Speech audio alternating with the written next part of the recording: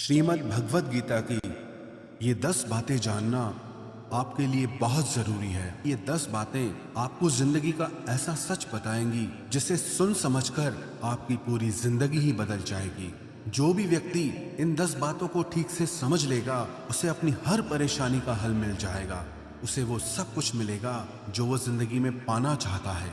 श्रीमद् भगवद गीता का सबसे पहला उपदेश ये है कि अपनी जिंदगी में किसी को भी अपनी जिंदगी जीने की वजह ना बनाए। आपकी जिंदगी जीने की वजह सिर्फ आप और आपकी खुशियां होनी चाहिए। जब आप किसी और के लिए जीने लगते हैं तो आपकी खुशियां, आपका दुख, सब कुछ उस पर डिपेंड होके रह जाता है। एक बात याद रखना, जो इंसान अपनी जिंदगी में खुद से भी ज्यादा दूसरों को वैल्यू दे देता है उसे अंत में दुख, दर्द, निराशा के अलावा और कुछ नहीं मिलता। ये दुनिया बहुत अजीब है। यहाँ लोग पल पल में बदल जाते हैं। सबसे प्यारा दोस्त कब दुश्मन बन जाए पता ही नहीं चलता। जिसके साथ जीने मरने की कस्में खाई होती हैं ये भी गारंटी नहीं होता कि अगले पल तक भी उसका साथ रहेगा या नहीं रहेगा। यहाँ लोगों के वादों का, कस्मों का आप कभी भरोसा नहीं कर सकते। जिन लोगों को आप जन्म जन्म का साथी मान के बैठ जाते हैं वो लोग कभी भी हमारा साथ छोड़ के चले जाते हैं। जिनके लिए आप ये सोचते हैं कि वो आपको हर सुख दुख में काम आएगा, हर मुश्किल घड़ी में आपके साथ खड़ा हो जाएगा, लेकिन जब सच में बुरा वक्त आता है तो आप अकेले खड़े नजर आते हैं। कोई आपके साथ खड़ा नहीं होता। आपकी मुश्किलें, आपकी तकलीफें सबसे आपको खुद ही लड़ना होता है। एक बात कहूं, इस दुनिया का अपनापन सिर्फ बातों तक ही सच होता है। जब वास्तविकता से आपका सामना होगा तब आपको पता चलेगा कि यहाँ आपके सिवा और कोई भी आपका अपना नहीं है। इसलिए जिंदगी में किसी को भी अपने जीने की वजह कभी मत बनाना और ये वहम मन में कभी मत रखना कि ये इंसान मेरे को दुख में काम आएगा, मुश्किल में काम आएगा। याद रखना, जब भी कठिन समय आएगा तो उससे आपको खुद ही लड़ना होगा। अपनी मुश्किलों से आपको खुद ही बाहर निकलना होगा। श्रीमद् भगवद गीता का दूसरा उपदेश यह है कि अपने दिल के गहरे राज, अपनी कमजोरियां कभी किसी को नहीं बतानी चाहिए। जब आप किसी पे भरोसा करके अपने मन के गहरे राज, अपने अंदर की कमजोरियां लोगों को बता देते हैं तो वही लोग एक दिन आपकी कमजोरियों का फायदा उठाते हैं, आपके राज दुनिया को बताते हैं। याद रखना, आपका राज सिर्फ तब तक ही राज रहता है जब तक वो सिर्फ आपको पता है। जैसे ही आप किसी और को बता देते हैं फिर वो आपका नहीं रहता। अगर आपने अपना राज किसी को बता दिया है तो ये मान लेना कि आपकी वो बात आपके हर करीबी इंसान को पता चल जाएगी, क्योंकि लोग यही करते हैं। आप किसी को बताते हैं ये कहकर कि किसी को बताना मत, फिर वो आगे किसी को कहते हैं यही बोलकर कि किसी को बताना मत। सबको सब पता होता है और लोग एक दूसरे से यही कहते रहते हैं कि किसी को बताना मत। एक बात कहूं, लोग वैसे नहीं होते जैसा आप लोगों को मान लेते हैं। सिर्फ वक्त ही एक ऐसा जादूगर है जो लोगों के असली चेहरे एक दिन हमें दिखा ही देता है। जिन लोगों को आप अपना सच्चा साथी मान के बैठ जाते हो, जिस दिन उनका असली चेहरा आपके सामने आता है ना, तो आप हैरान रह जाते हो कि ये ऐसा निकला। मैंने ऐसा कभी सोचा भी नहीं था कि ये इंसान मेरे साथ ऐसा करेगा। इससे मुझे ऐसी बिल्कुल भी उम्मीद नहीं थी कि ये इंसान कभी मुझे धोखा देगा। सच तो यह है कि वो इंसान ऐसा ही था, बस आपको आपके मोह में उस इंसान का असली चेहरा नहीं दिखाई देता। इसीलिए अपने अंदर की कमजोरियां, अपने दुख, अपने राज सिर्फ अपने तक ही रखने चाहिए। एक बात को आप नोट कर लो, ना आपकी खुशी से किसी को खुशी होती है और ना ही आपके दुख से किसी को दुख होता है। यहाँ लोग सिर्फ दिखावा करते हैं, पता ही नहीं चलता कि इंसान का असली चेहरा आखिर है क्या। लोगों के नए नए चेहरे देखकर आप हैरान रह जाएंगे, लेकिन कभी पहचान नहीं पाएंगे कि आखिर में उनका असली चेहरा है क्या। ये नकाब पोशों की दुनिया है। लोग नकाब बदल बदल कर जीते हैं और आप ऐसे लोगों पे भरोसा कर लेते हैं, अपनी कमजोरियां बता देते हैं, अपने राज बता देते हैं, अपना हर दर्द बता देते हैं। तो गीता का दूसरा उपदेश यह है कि अपने मन की कमजोरियां, अपने राज, अपना कभी किसी को नहीं बताना चाहिए। कई लोग कहते हैं कि दिल का दर्द बताने से कम होता है। अरे चले गए वो जमाने। आज तो अब अपना जरा सा दुख किसी को बताओ तो वो दुख और भी बढ़ जाता है। इसीलिए अगर जिंदगी में खुश रहना चाहते हो तो अपने दिल की बातें अपने दिल में ही रखनी चाहिए। गीता का तीसरा उपदेश ये है कि आपके रिश्तेदार आपके सुख को कभी भी सहन नहीं कर सकते।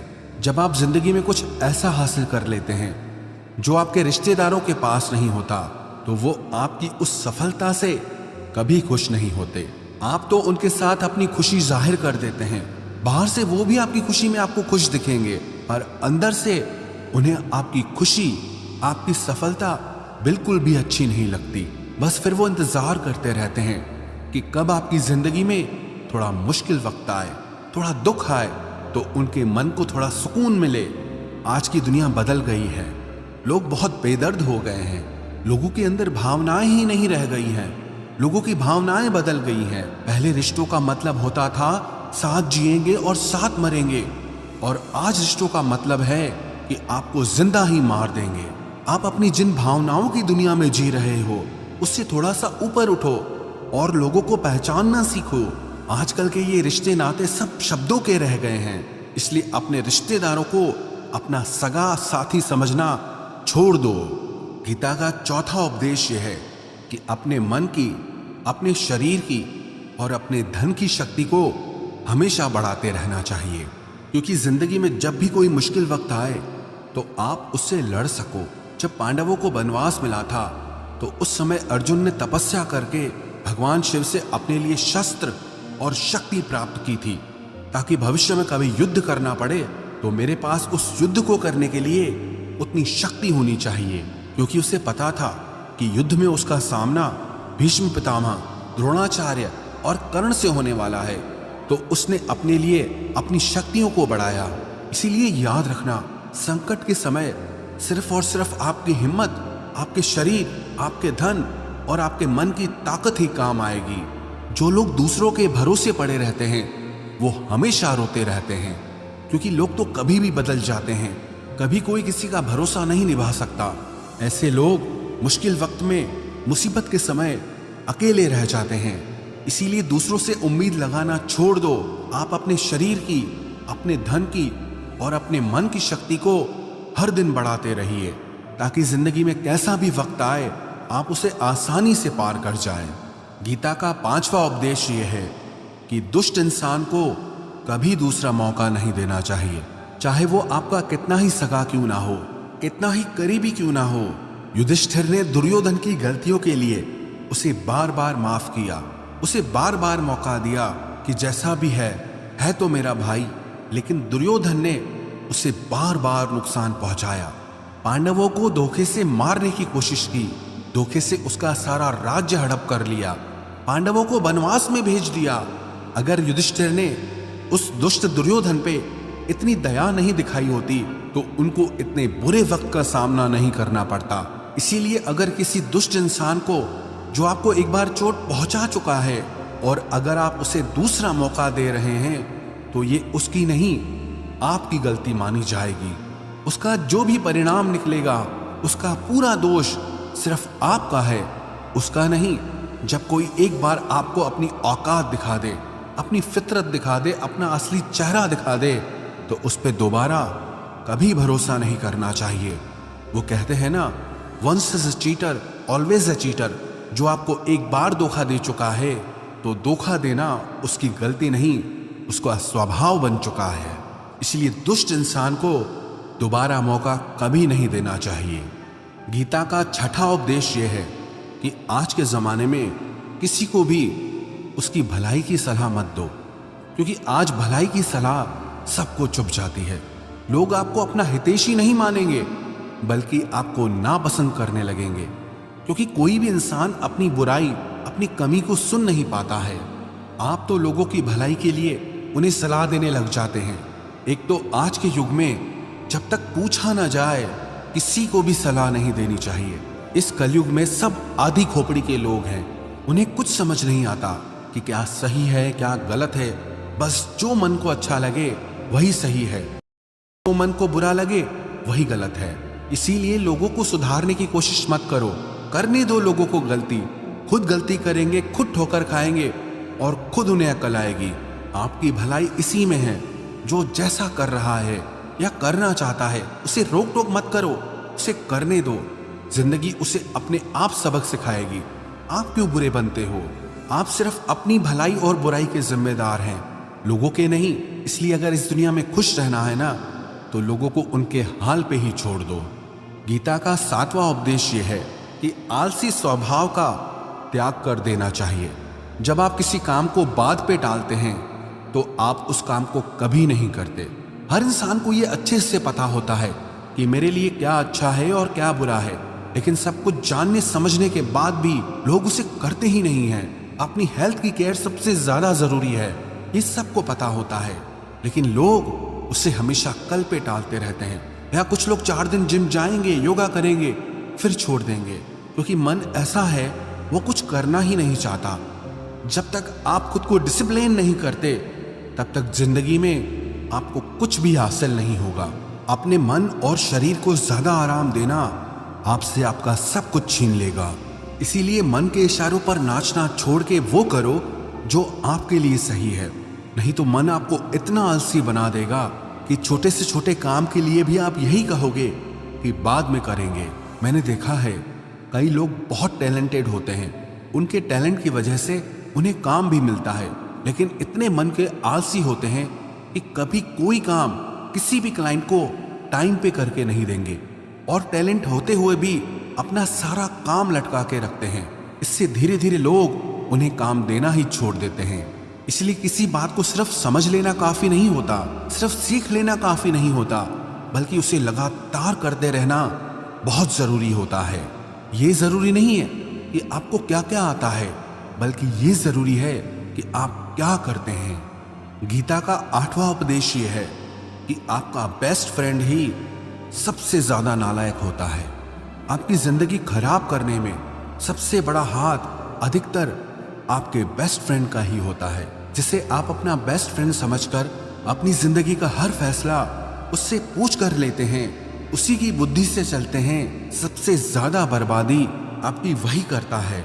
एक बार भी अगर ठीक से आप अपने बेस्ट फ्रेंड को आजमा लोगे तो जिंदगी में कभी उनसे कोई सलाह नहीं लोगे। वैसे तो आपको आपकी जिंदगी के फैसले सिर्फ खुद की बुद्धि से ही लेने चाहिए, क्योंकि आपकी जिंदगी में आपको क्या फैसला लेना चाहिए, क्या करना चाहिए, इससे आपसे बेहतर और कोई भी नहीं समझ सकता। लेकिन जब आपको ही समझ नहीं आ रहा कि आपको क्या करना चाहिए, आपकी जिंदगी के लिए क्या बेस्ट है, तो आपके बेस्ट फ्रेंड को कहां से समझ आएगा कि आपके लिए क्या सही है और क्या गलत है। ये जो भी आपका बेस्ट फ्रेंड है, सबसे ज्यादा जहर आपकी जिंदगी यही करता है। ये लोग अंदर ही अंदर आपसे जलते हैं और आपको पता तक नहीं चलता। आज के युग में जब अपने खून के रिश्ते नाते ही आपको सहन नहीं कर पाते, आपकी खुशी बर्दाश्त नहीं कर पाते, तो आप क्या दोस्ती यारी में लोगों को अपना समझ के बैठ जाते हो। वैसे तो आपको अपनी बुद्धि से ही अपनी जिंदगी का हर फैसला लेना चाहिए, लेकिन फिर भी अगर आपको दूसरों की सलाह से अपनी जिंदगी के फैसले लेने हैं तो ये जिंदगी पूरी तरह से आपकी है। आप इसके मालिक हैं। चाहे आप इसे आबाद करो या बर्बाद करो, इसे बनाओ या बिगाड़ो, आपको कोई रोकने नहीं आएगा। गीता का 9वां उपदेश ये है कि किसी को भी बहुत जल्दी अच्छा, सीधा या शरीफ कभी मत समझना। शुरू में चाहे कोई कितना भी अच्छा बन के दिखाए, लेकिन किसी को भी अच्छा समझने से पहले थोड़ा समय उसके साथ जरूर गुजार लेना, क्योंकि जब आपकी किसी के साथ पहली मुलाकात होती है तब वो शख्स आपको बहुत अजीज, भला और बेहतरीन इंसान लगता है, और जब उसके साथ आपकी आखिरी मुलाकात होती है तो आपको लगता है कि इस इंसान की तो जिंदगी में कभी शक्ल भी ना देखूं। इससे घटिया और बेकार इंसान दुनिया में और कोई हो ही नहीं सकता। इसलिए किसी को भी अच्छा या भला समझने से पहले थोड़ा रुक जाना चाहिए। अक्सर लोग हमें धोखा नहीं देते, हमारा जल्दी में किया हुआ विश्वास और भरोसा ही हमें धोखा देता है। इसलिए किसी को भी भला समझने से पहले, किसी पे भी भरोसा करने से पहले थोड़ा रुक जाना चाहिए। गीता का 10वां उपदेश यह है कि अपने आप को ऐसा कभी मत बनाना कि कोई आके आपका दिल दुखा के चला जाए, कोई भी आके आपको हर्ट करके चला जाए। बल्कि अपने आप को इतना मेंटली स्ट्रांग बनाओ कि लोगों की बातें, उनकी थॉट्स, उनके इमोशंस आपको इफेक्ट ही ना करें। जिस दिन लोगों की बातें आपको असर करना छोड़ दें, उस दिन समझ जाना कि आप एक मैच्योर इंसान बन चुके हैं। जिस इंसान को अपने बारे में सब कुछ अच्छे से पता होता है, उसे कोई फर्क नहीं पड़ता कि लोग उसे क्या समझते हैं या लोग उसके बारे में क्या कहते हैं। लोगों की बातों का असर सिर्फ उसी इंसान को होता है जिसने आज तक अपने को पहचाना ही नहीं, जिससे अपने बारे में कुछ पता ही नहीं है। इसीलिए खुद को ऐसा मत बनाओ कि कोई भी आके आपका दिल दुखा जाए, कोई भी आके आपके दिल के साथ खेल जाए, बल्कि अपने आप को इतना स्ट्रांग बना लो कि चाहे लोग आपके साथ कैसा भी व्यवहार करें, लेकिन आप अंदर से हमेशा आनंद में रहें। गीता के ये 10 उपदेश देखने में तो बहुत छोटे से लगते हैं, लेकिन अगर कोई भी इंसान इन्हें अपनी जिंदगी में उतार लेगा तो विश्वास रखना, जिंदगी की कोई ऐसी मुश्किल नहीं है जिसे वो पार नहीं कर सकता, ऐसी कोई परेशानी नहीं है जिसका वो हल नहीं निकाल सकता, और ऐसी कोई सफलता नहीं है जिसे वो हासिल ना कर सके।